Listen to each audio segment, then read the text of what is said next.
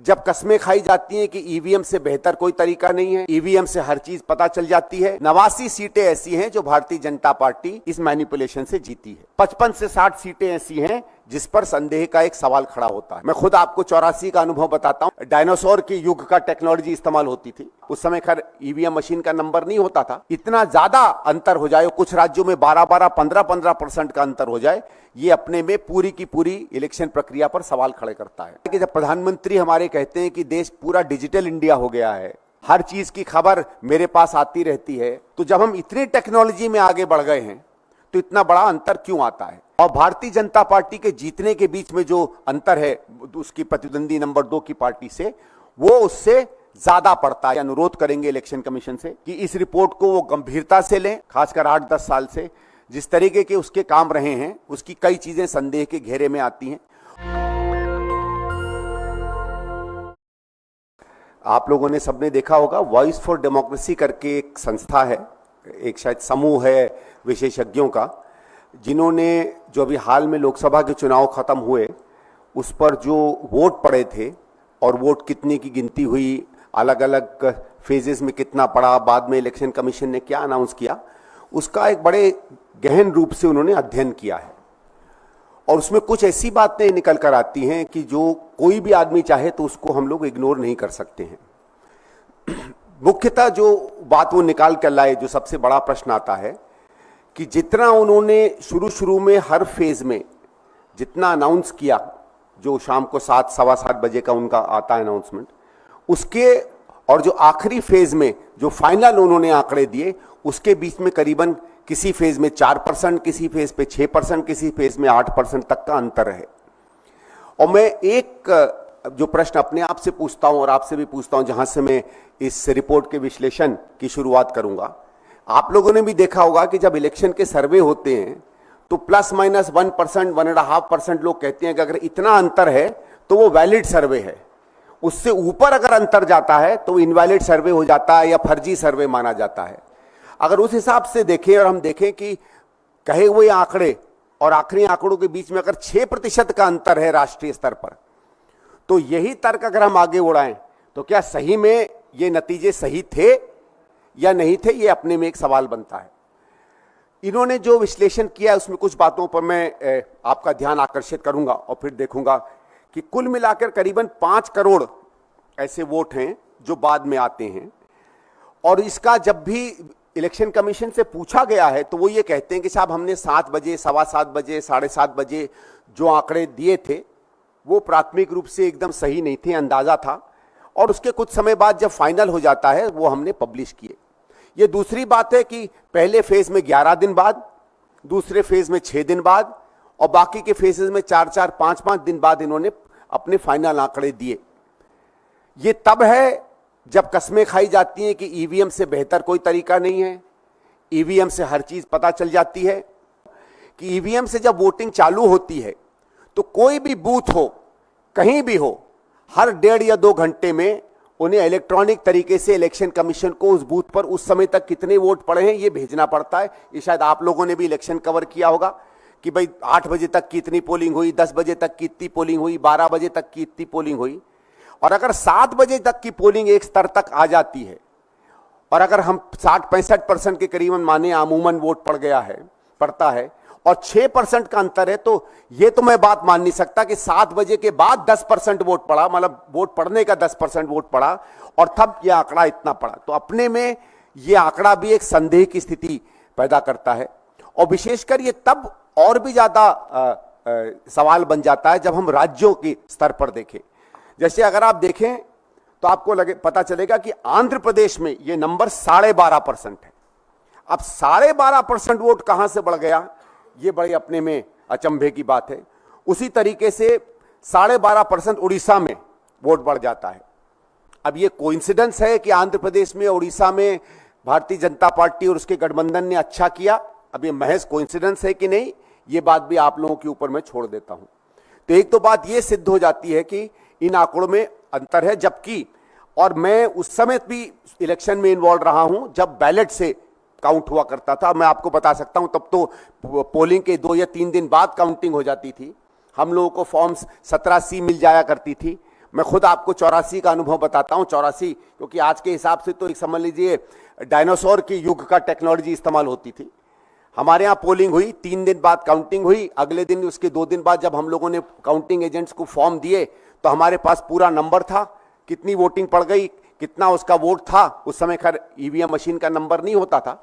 और जब काउंटिंग से हम लोगों ने रिलेट किया तो पाया कि 99.9% काउंटिंग बिल्कुल मैच कर रही है। तो जब मैनुअल के जमाने में इतनी हाई तरीके की एक्यूरेसी हुआ करती थी, इलेक्ट्रॉनिक जमाने में जो जाना जाता है अपनी एक्यूरेसी के लिए, इतना ज्यादा अंतर हो जाए, कुछ राज्यों में 12-12, 15-15% का अंतर हो जाए, ये अपने में पूरी की पूरी इलेक्शन प्रक्रिया पर सवाल खड़े करता है। फिर एक बात इसमें बताई गई जो बड़ी रुचिपूर्ण है, वो ये कहते हैं कि जब इलेक्शन कमीशन से पूछा गया तो इलेक्शन कमीशन ने कहीं ये जवाब दिया कि साहब कभी कभी हमको दिक्कत आती थी, हम पूरी इंफॉर्मेशन नहीं बता पाते थे, कभी नेट नहीं चलता था। तो ये तो इस बात से बिल्कुल विरोध में आता है कि जब प्रधानमंत्री हमारे कहते हैं कि देश पूरा डिजिटल इंडिया हो गया है, हर चीज की खबर मेरे पास आती रहती है, कोई ऐसी जगह नहीं बची है जहां 5G 4G नहीं चल रहा है। तो जब हम इतनी टेक्नोलॉजी में आगे बढ़ गए हैं तो इतना बड़ा अंतर क्यों आता है? फिर एक और आंकड़ा इलेक्शन कमीशन ने दिया जो खुद वो आंकड़े का जवाब ही इलेक्शन कमीशन की इस पूरी प्रक्रिया पर सवाल खड़ा करता है।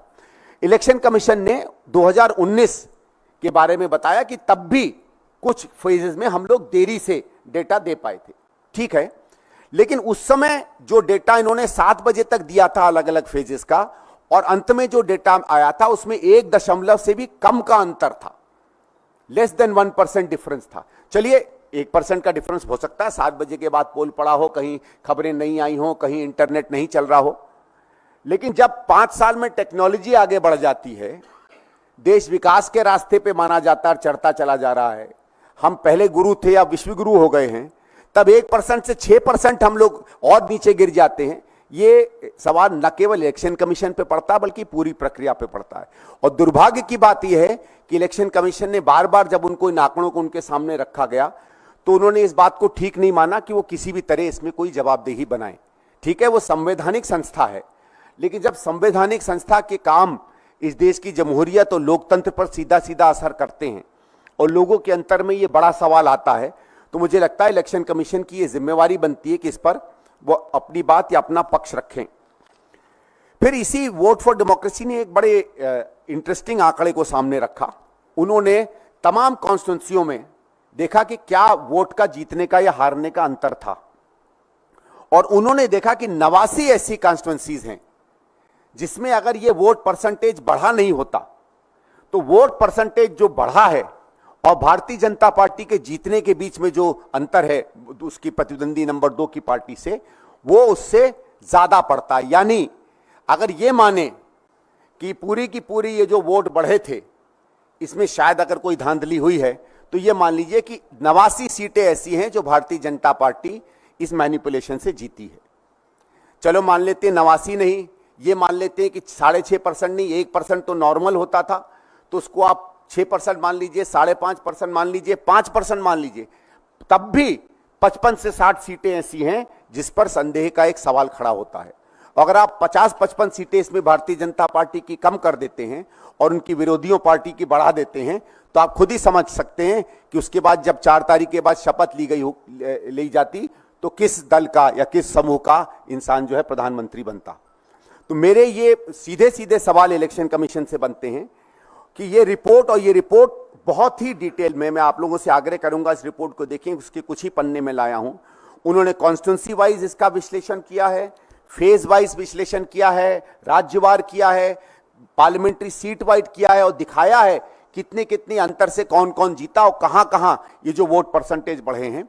और जैसे मैंने कहा, यह भी रुचिपूर्ण बात है कि कुछ ऐसे राज्यों में जहां कम से कम विपक्ष के या उन लोगों के जो भारतीय जनता पार्टी को तीखी नजर से या आलोचना की नजर से देखते थे, हमारे हिसाब से जिन राज्यों में भारतीय जनता पार्टी या उनके अलायंस को अच्छा नहीं करना चाहिए था या जिनमें उन्होंने उम्मीद से ज्यादा अच्छा किया, वो सब ऐसे राज्य हैं जहां इस तरीके की हेराफेरी सबसे ज्यादा पाई गई है। उसमें महाराष्ट्र है, उसमें आंध्र प्रदेश है, उसमें उड़ीसा है, उसमें बिहार है, और उसमें कुछ बाकी राज्य हैं जो इस तरह में आते हैं। तो हम भारतीय राष्ट्रीय कांग्रेस की तरफ से ये आग्रह करेंगे, अनुरोध करेंगे इलेक्शन कमीशन से कि इस रिपोर्ट को वो गंभीरता से लें। ये उसकी अपनी अकाउंटेबिलिटी का प्रश्न है, उसकी अपनी जवाबदेही का प्रश्न है, उसकी अपनी इमेज का प्रश्न है। सामूमन आप जानेंगे कि हिंदुस्तान के लोग, हमारे वोटरों ने हमेशा इलेक्शन कमीशन को एक सम्मान की स्थिति में पाया है, लेकिन पिछले कुछ सालों से, खासकर 8-10 साल से जिस तरीके के उसके काम रहे हैं, उसकी कई चीजें संदेह के घेरे में आती हैं। और अगर इस रिपोर्ट पर वो संतोषजनक जवाब नहीं देती है तो ये गंभीर प्रश्न बनेंगे। मैं आशा करूंगा कि चाहे इस बात से, चाहे और जो तमाम नागरिक समूह उससे ये सवाल पूछ रहे हैं, वो अपनी जवाबदेही मानेंगे और सवाल देंगे। और अगर ऐसा नहीं होता है तो हमारी पार्टी इस बात पर सोच रही है कि क्या इसको हम किसी न किसी और स्तर पर या बड़े स्तर पर ले जाकर इस पर कोशिश करें कि क्या इस पर इंक्वायरी हो सकती है या इलेक्शन कमीशन पर हम प्रभाव डलवाएं। Thank you. नेशनल दस्तक की आपसे गुजारिश है कि अगर इसको बचाना चाहते हैं तो नेशनल दस्तक को सब्सक्राइब करने के लिए रेड कलर के सब्सक्राइब बटन को दबाएं, फिर बेल आइकन की घंटी दबाएं। नेशनल दस्तक को बचाने के लिए बहुत जरूरी है कि हर खबर को शेयर करें, लाइक करें, कमेंट जरूर करें।